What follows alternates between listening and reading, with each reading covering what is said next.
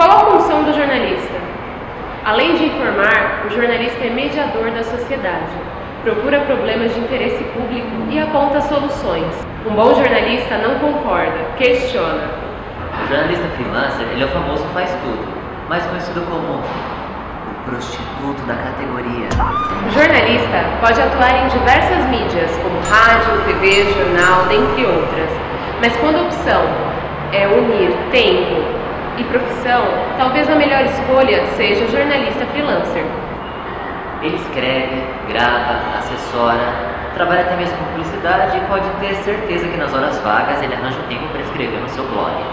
Existe um certo preconceito dos jornalistas com os freelancers, pois eles não acham ético a forma com que os freelancers atuam, já que os mesmos trabalham com todo o tipo de mídia. Porém, os jornalistas freelancers têm princípios assim como qualquer outro jornalista e só trabalham com aquilo que lhes convém.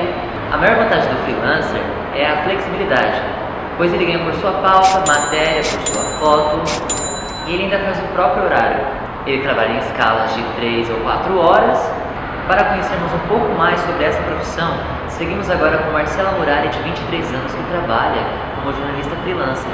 Olá pessoal, tudo bem? Meu nome é Marcela Murari Oliveira, eu sou formada em jornalismo pela Universidade de Franca, aqui no interior de São Paulo, e atualmente estou fazendo pós-graduação em Gestão Cultural pelo Centro Universitário Senac. Estou fazendo esse vídeo para contar um pouco da minha experiência profissional para vocês e falar sobre a ética na nossa profissão. Se ela está realmente defasada como tantas pessoas afirmam ou se ela ainda existe, sem dar esperança pra gente. Eu sou uma daquelas pessoas que pode falar que teve a sorte de saber o que queria ser quando crescesse. Aos 15 anos eu comecei a escrever para um site especializado numa banda que eu adoro, que é o Kiss. E foi ali que eu percebi que o jornalismo era uma coisa que eu queria fazer para o resto da minha vida, apesar dos pesares. E aos 18 anos eu comecei a trabalhar nas revistas Enfoque e Mérito aqui da cidade.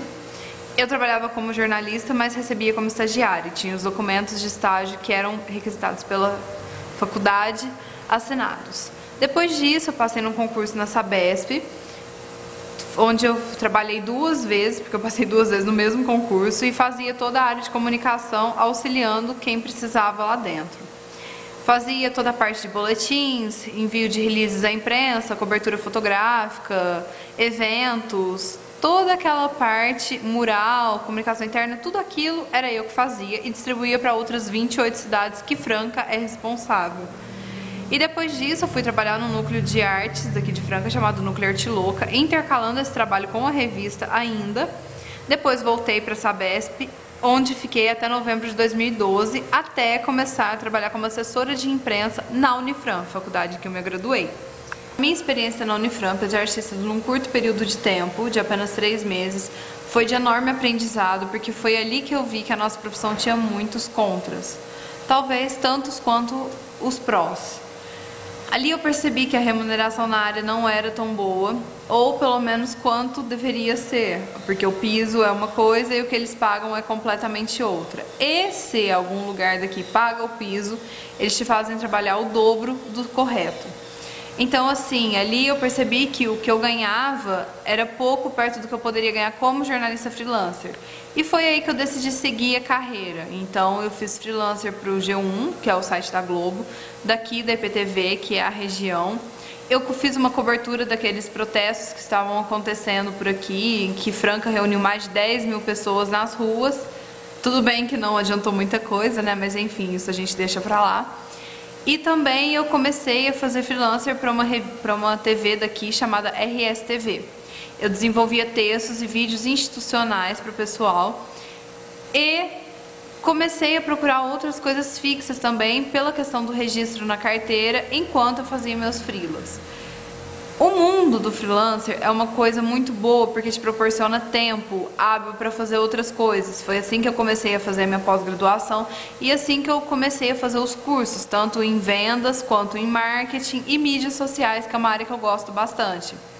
Dá pra perceber que eu sou uma pessoa mais de bastidores, eu não gosto muito de me expor, eu não gosto de me ver no vídeo, entendeu? Então eu busquei as coisas que eu achava que eu tinha afinidade, e escrever sempre foi uma delas. Nunca gostei de gravar vídeos, de fazer coisas assim, mas aqui eu tive a possibilidade de trabalhar com isso também. Não foi uma coisa tão desastrosa quanto eu pensava que seria na RSTV. Foi uma experiência gratificante e que acabou em fevereiro desse ano. A partir daí comecei a desenvolver trabalhos como freelancer e também trabalhei na área de vendas, porque eu estava desesperada, eu queria um emprego fixo, queria uma perspectiva. E no jornalismo eu não estava encontrando isso, porque aqui em Franca o campo é muito restrito. Então, depois de trabalhar um tempo como vendedora, atualmente eu trabalho como jornalista da revista Etiqueta daqui, também como freelancer, e eu tiro R$100 por texto. E é o lugar que eu acho que paga melhor aqui em Franca, entendeu? Então, assim, eu tô muito satisfeita, é uma revista que eu adoro, o projeto gráfico dela é lindo, tem conteúdo, que eu acho que isso é fundamental e tá faltando nos veículos de comunicação atualmente. E eu tô muito feliz e realizada na profissão agora, mas até chegar nesse ponto não foi fácil.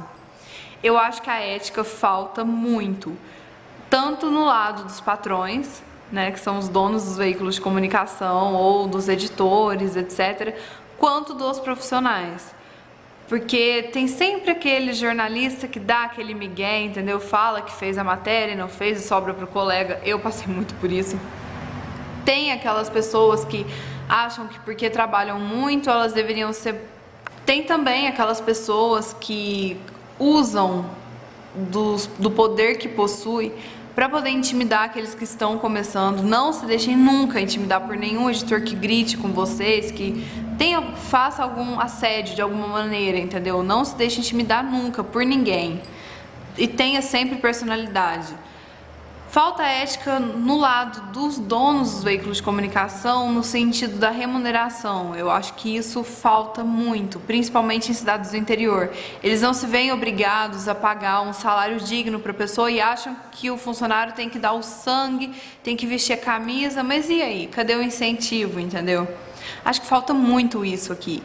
Na assessoria de imprensa, isso é menos, porque a gente tem sempre o contato com o cliente, dependendo da maneira como ele vê que o trabalho está sendo conduzido, ele resolve investir mais, então isso é uma coisa muito boa para o plano de marketing, para o plano de comunicação que você está desenvolvendo.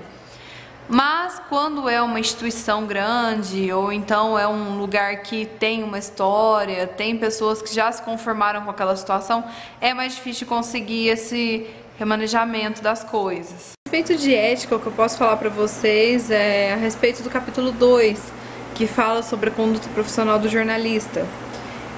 Sempre deixe claro a sua posição, sempre deixe claro a verdade.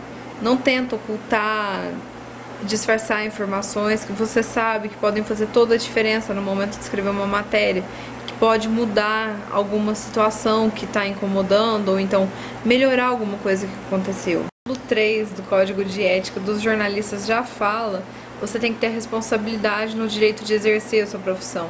Então busque sempre ter essa responsabilidade de saber o que você está divulgando, de se informar melhor, de não deixar espaços, umas lacunas que possam atrapalhar no momento que você está desenvolvendo a matéria e no momento em que ela chega para a pessoa.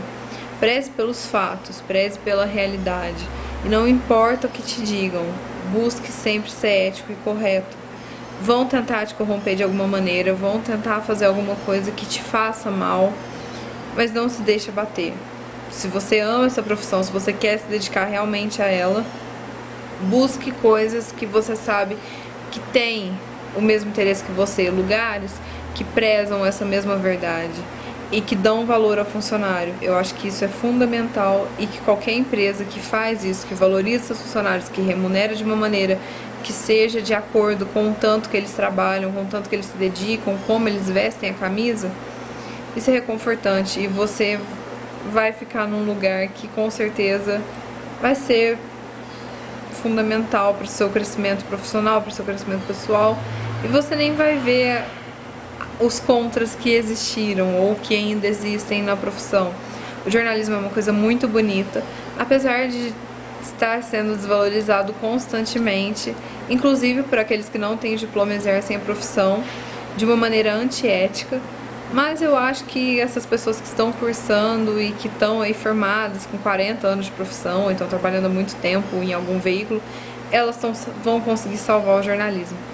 Então, espero ter ajudado vocês de alguma maneira E é isso, a minha experiência profissional. Tentei contar aqui um pouquinho pra vocês de uma maneira curta, não tão objetiva, porque eu não consigo ser assim, acho que é mal de jornalista. A gente é muito prolixo, né?